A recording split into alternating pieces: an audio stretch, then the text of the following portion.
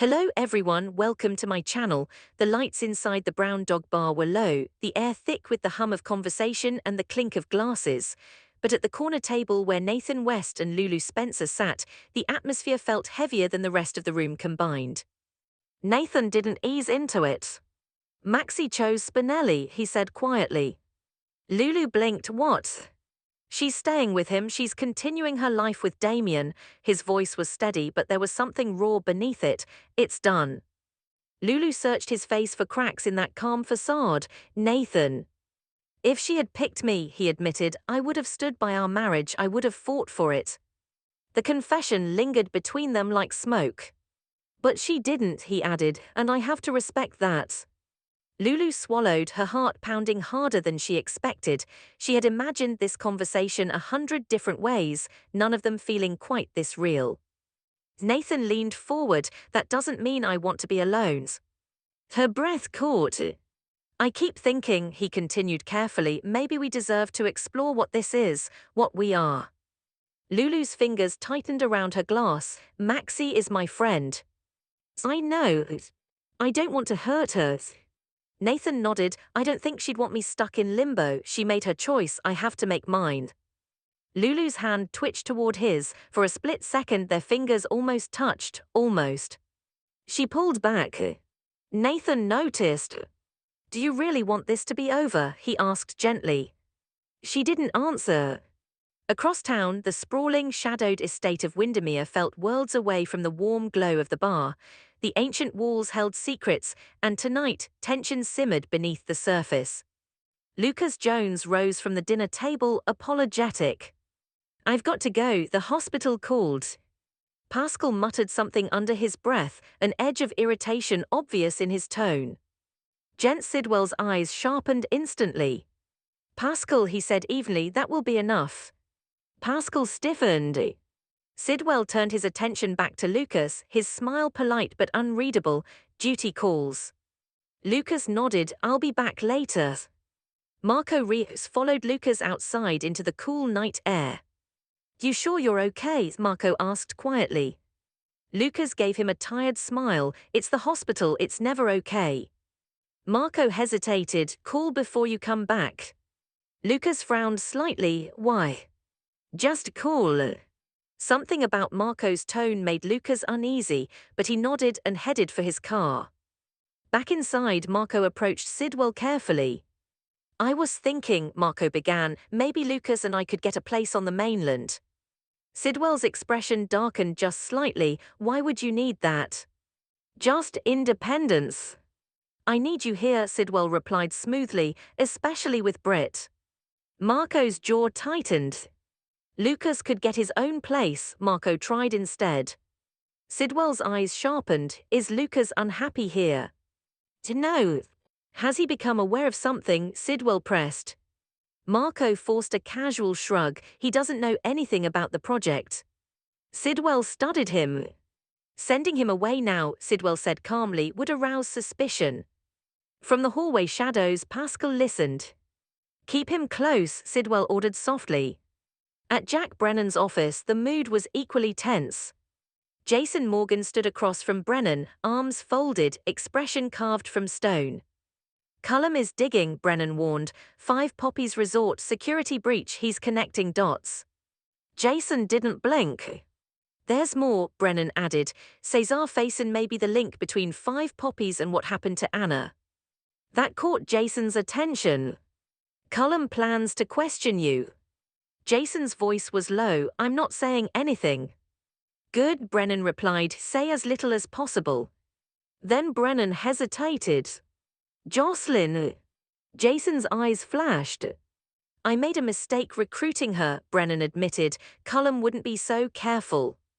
You dragged her into this, Jason growled. I've hidden her WSB file. Cullum doesn't know. Jason's jaw clenched. Minutes later, Ross Cullum entered the building. He asked for Jason alone. Inside the interrogation room, Cullum didn't waste time. Five Poppies Resort, he began, security breach. Jason stared at him, unimpressed. You went there, Cullum continued. Why? Jason shrugged. I saw Britt alive in Paris. I cared about her, that's it. You don't care about what was happening there. No. You didn't notice anything unusual. No. Cullum studied him carefully. You expect me to believe that? Jason didn't respond. Once Britt returned to Port Charles and resumed her hospital duties, Jason had stepped back, distant, detached. Cullum noticed, and he wasn't convinced.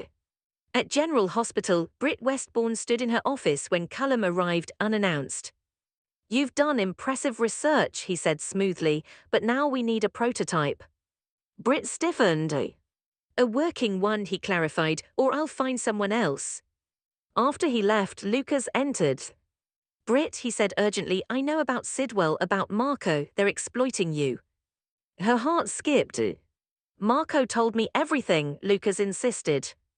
Britt shook her head. You shouldn't be involved. Too late. This is dangerous. I don't care. She grabbed his arm. You should walk away, cut Marco loose. He wants out too, Lucas argued, but we can't leave until you're free. Britt's composure faltered for just a moment. My medication is locked at Windermere, she admitted, every dose. Lucas' eyes narrowed. What if we snoop, steal one, reverse engineer it? Britt hesitated.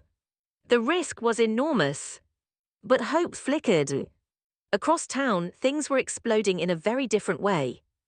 After Sonny Corinthos kissed Ada Justine Turner, she had shoved him back and slapped him hard. That can never happen again, she said sharply. Later at the Hatchet Range, Justine vented to Jordan Ashford. I acted unprofessional, Justine admitted. I let my guard down. Will that affect how you prosecute him? Jordan asked. No, Justine replied firmly. If I get evidence against Sonny, I won't hesitate. Jordan gave her a long look. Be careful, getting in his way can be dangerous. Meanwhile, Sonny summoned Rick Lansing. She kissed you back, Rick asked. For a second. Rick grimaced. She could accuse you of harassment. She won't.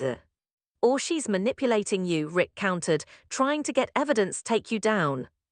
Sonny's eyes darkened. At the Quartermain mansion, Harrison Chase faced Brook Lynn Quartermain with something heavy on his conscience.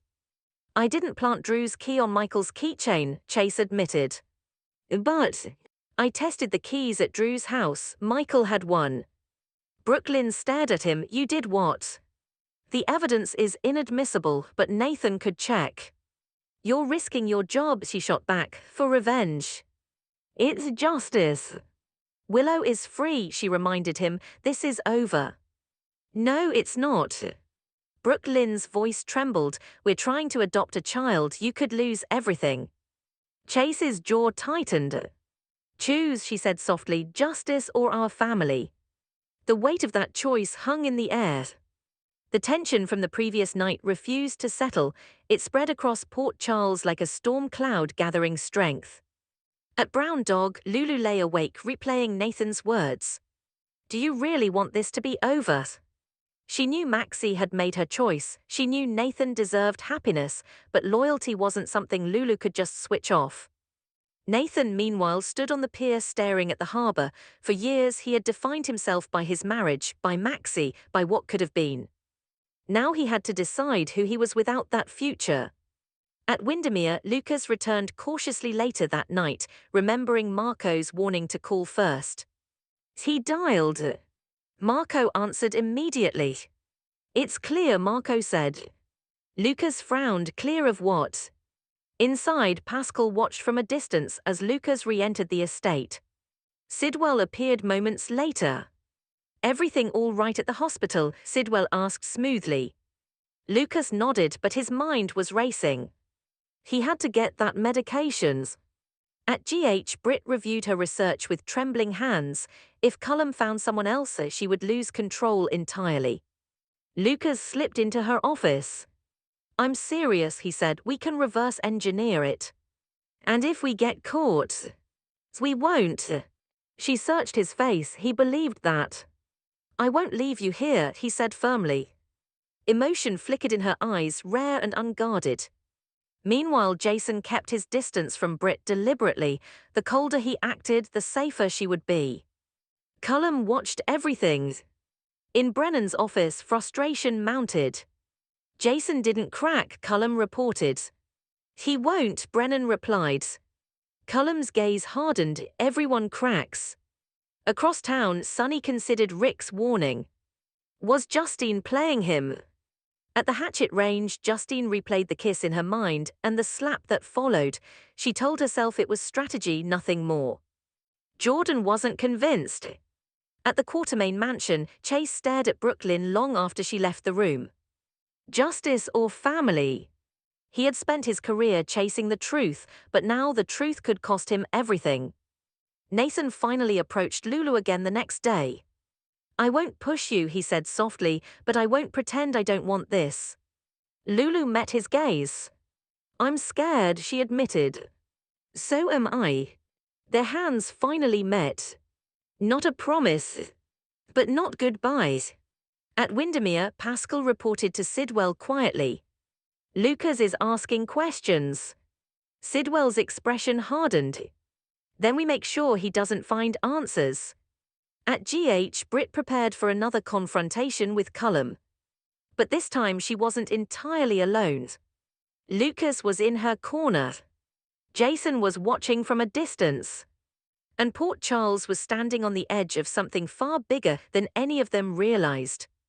Because secrets were stacking up. And someone was bound to fall when they collapsed.